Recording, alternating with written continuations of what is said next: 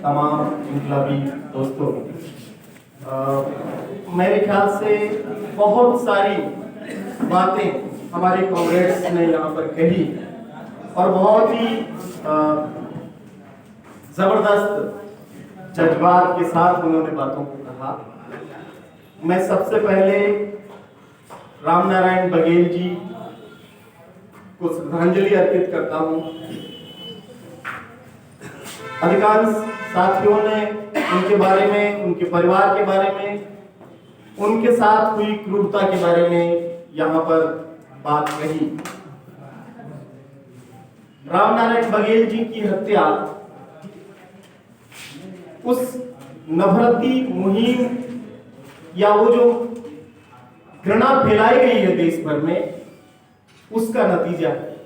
हमारे यहाँ राजस्थान में बंगाल के ऐसे ही एक प्रवासी मजदूर इफराजुल को ऐसे ही नफरती संगठन से जुड़े हुए आदमी ने लाइव टेलीकास्ट करके उसका मर्डर किया। आप सब लोगों ने देखा होगा। तो वो एक अफराजुल नहीं है, एक राम नारायण बघेल नहीं है, एक जुनेद नहीं है।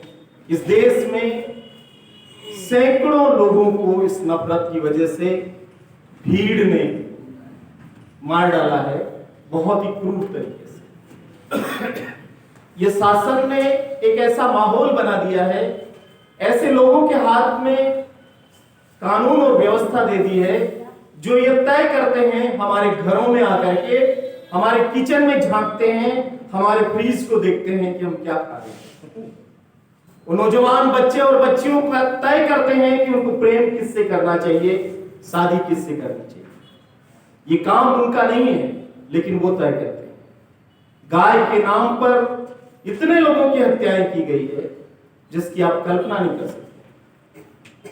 हमारी मानव सभ्यता को पाषाण युग से आगे बढ़ते हुए यहां पहुंचने में हजारों साल लगे, लेकिन आज हम वहां हैं जहां इंसान की कोई कीमत नहीं है, इंसान की जान की कोई कीमत नहीं है, जानवरों की कीमत है, क्योंकि उनको जानवर ज्यादा पवित्र लगते हैं और इंसान अपवित्र लगते हैं और उनकी हत्याएं जायज मानते हैं।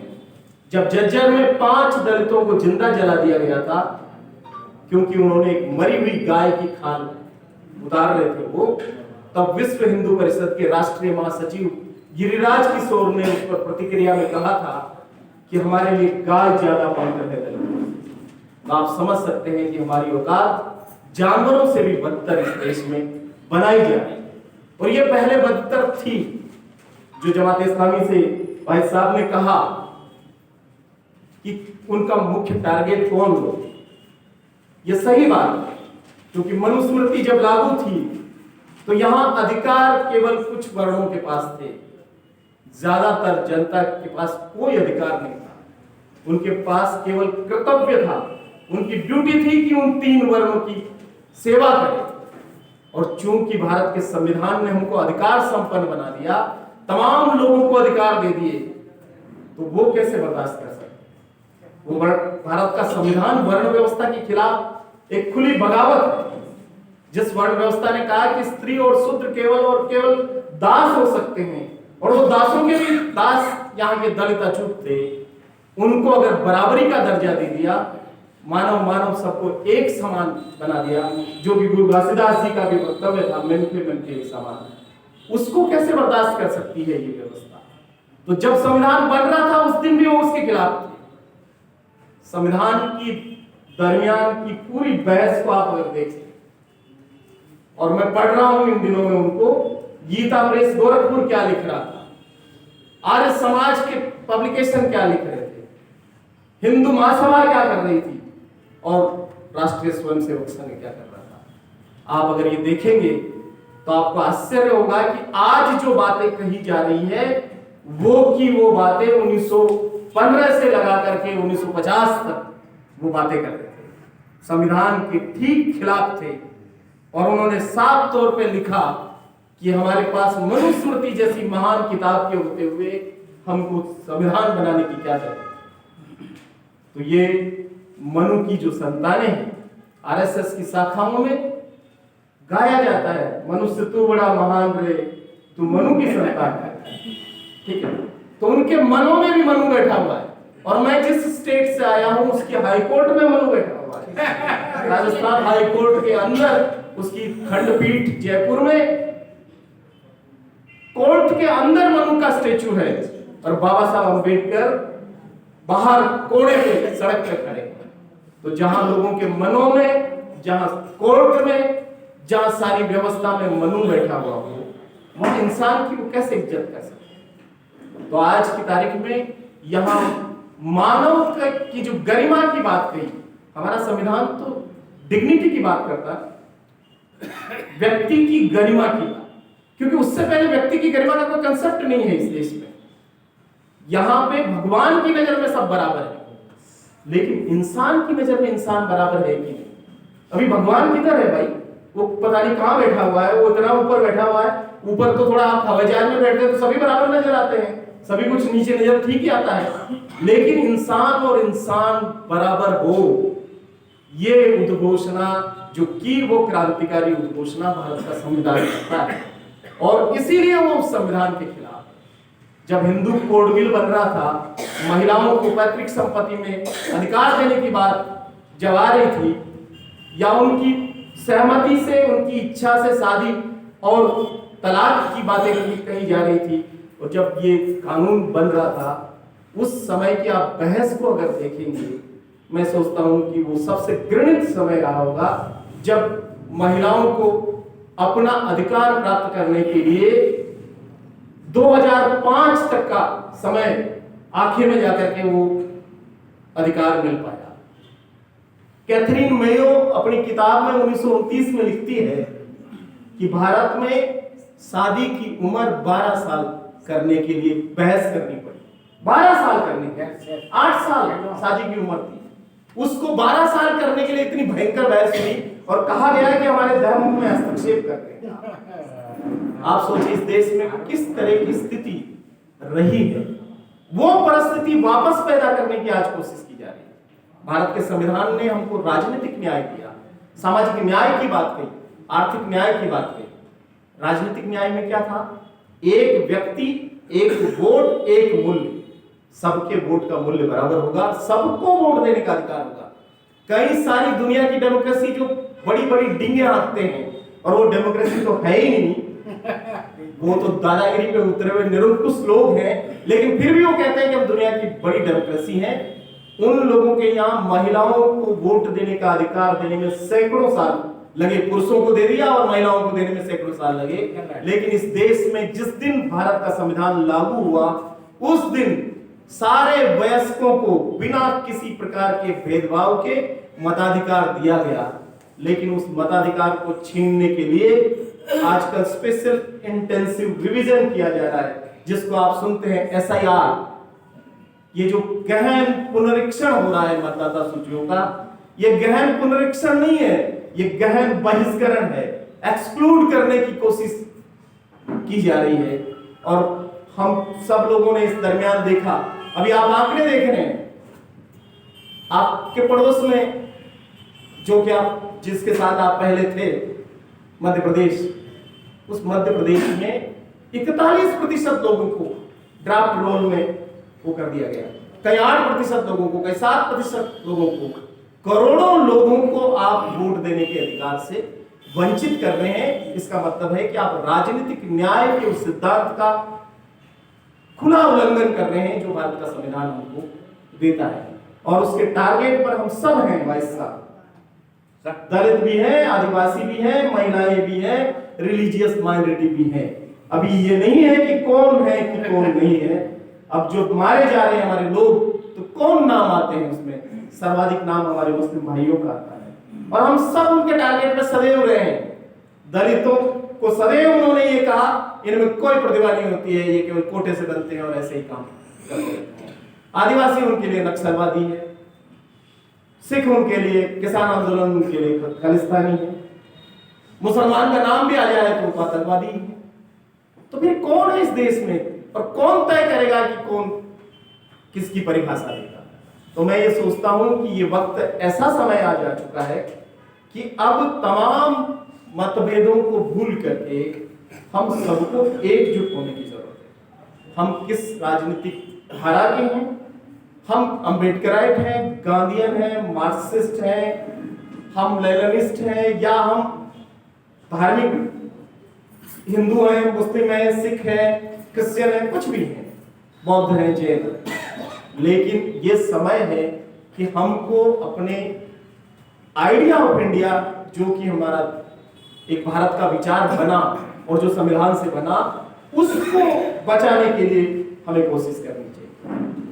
होता यह है कि नागरिक सरकार से जवाबदेही मांगते हैं, नागरिक पूछते हैं कि सरकार की अकाउंटेबिलिटी क्या है, लेकिन यहां तो उल्टा ही हो रहा है। या सरकार सवाल पूछ रही नागरिक से कि तुम बताओ, तुम सबूत लाओ, तुम इस देश के नागरिक हो कि नहीं। जो सदियों से इस देश में पैदा हुए वो कहां से क्या लाए। मैं आपको बताऊं कि हम लोग घुमंतु लोगों के साथ काम करते हैं, नोमैडिक जो लोग हैं, और इस देश में 600 जातियां हैं, घुमंतु, अर्धघुमंतु और विमुक्त जातियां, और उनकी जनसंख्या 10 करोड़ से ज्यादा है। और ये मैं नहीं कह रहा हूं, ये इरादे कमीशन कहता है, ये बीके रेड के कमीशन कहता है, जो दोनों भारत सरकार ने बनाए। इन 10 करोड़ की आबादी वाले लोगों के पास न रहने को घर है, न खेती के लिए जमीन है, और जब मर जाते हैं तो उनके दफन के लिए कोई भी क्रिमेशन ग्राउंड नहीं। तो ये जो अभी हो रहा है आपके यहाँ कि कफन दफन के बाद लाशें निकाली जा रही है, उन लोगों के पास, उनके साथ ये सदैव से होता है। और ऐसे लोग जिन हमको मिले, पुष्कर में हम गए, वहां के कलाकार, कालबेलिया डांस सुना होगा आपने, यूनेस्को ने उसको संरक्षित किया। वो कालबेलिया बस्ती में गए हम, और हमने पूछा आपके पास क्या है, तो घर में ये झोपड़ी में रहते हैं, राशन कार्ड नहीं है, लेकिन उन सब के पास पासपोर्ट है, और एक एक जन के पासपोर्ट में 40-40 देशों की यात्रा का ठप्पा लगा हुआ है। लेकिन आज उनको यह साबित करने की स्थिति में वो नहीं है कि वो इस देश के नागरिक हैं और मतदाता है। बड़ी अजीब स्थिति है कि आपके देश के नागरिक होने के नाते आपने पासपोर्ट जारी किया, वो पूरे दुनिया घूम के आ गए, और जब वो डांस करते हैं और जब गीत गाते हैं तब आप तालियां बजाते हैं और आप कहते हैं कि हमारी विरासत है। लेकिन जब वो अपने नागरिक अधिकार मांगते हैं तब आप कह देते हैं कि ये हमारे देश के नागरिक ही हैं। इस देश के लिए इतनी शर्मनाक बात थी जब यहां से लोगों को नाव में ले जा करके समंदर में हाथ बांध करके फेंक दिया गया, ये कहते हुए कि ये बांग्लादेश है। हर बांग्ला भाषी व्यक्ति बांग्लादेशी है, और इतनी नफरत एक दूसरे के खिलाफ। राजस्थान में जाएंगे तो यूपी वालों के खिलाफ नफरत फैलाएंगे, एक जाति से मिलेंगे तो दूसरी जाति के खिलाफ नफरत फैलाएंगे। हर एक के कान में कुछ मंत्र फूंकते हैं, और वो मंत्र होता है नफरत का, क्योंकि घृणा के अलावा उधर कुछ है ही नहीं। प्रेम उनके उसमें आता ही नहीं, सीखा ही नहीं। इसलिए अगर दो बच्चे बच्ची प्रेम भी कर ले तो उसके लिए एंटी रोमियो स्क्वाड बनाते हैं, और पुलिस लगी पड़ी रहती है कि पार्कों में जाकर के पीटो और लाओ जिहाद। ये सब चीजें क्या है भाई? आप काहे को झांक रहे हैं किसकी निजी जिंदगी में? कोई प्रेम कर रहा है ना, नफरत तो नहीं कर रहा है।